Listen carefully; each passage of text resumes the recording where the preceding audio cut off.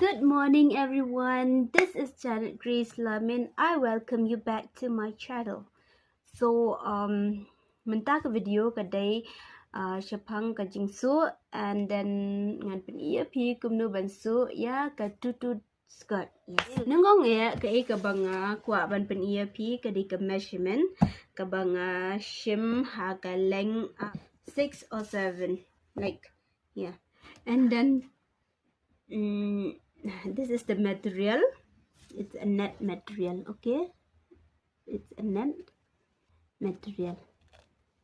Okay, namar kitu tu dress berabar ni don kambej ban pendon kam daki net material. Okay, then elastic ngaladap elastic ngai shim for the waist, and then what we do now is we have to cut the material.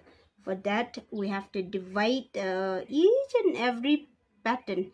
Like we are not going to take one full skirt. In fact, we'll cut a strip. Okay, so many strips so that we can tie in this elastic. We can tie that strip in this elastic, and let's see what will happen.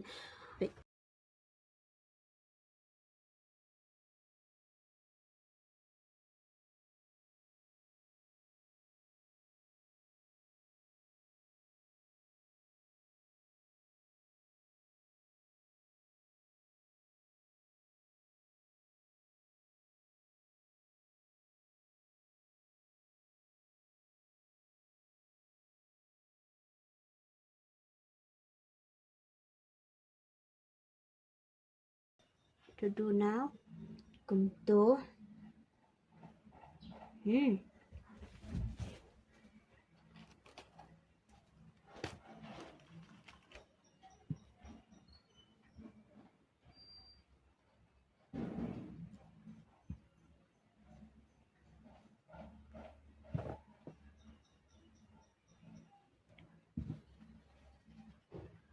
And then kumto khlem kumba khlem yaki fan pleats. But ladangi khlem kumto, and then kumto biang tangba. But marha kini ki benta pet kini kaduna nang ni namarba kini ki benta kila arben hang ni kila arung ni pinda kap pada kawikan red kawikan hair, and then laga jangka measurement. So this one is wrong. This method is wrong. They p what nung pendon kam kumto. Okay, tapi kuat banle any shortcut. But nang no pinle nang baga janjung pi kanum waist. Okay, so you try to do this one. This fan pleats kumto. Pin you a bit exact kumba pi kuat.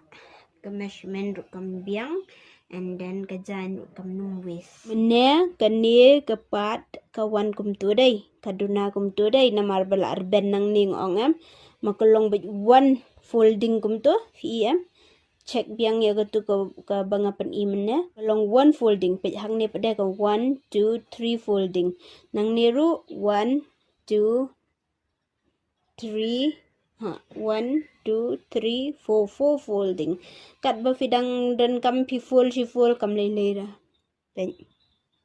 Okay, so kani ka method kalong the best method ban le shortcut yaki nunu ki cutting ki bangi haban cup shisen cup ki kum ki strips bapi cup kini ki pattern kum ni.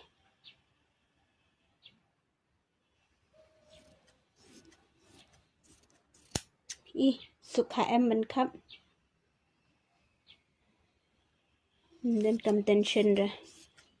Baik, ki wan dot ha kaju ka measurement.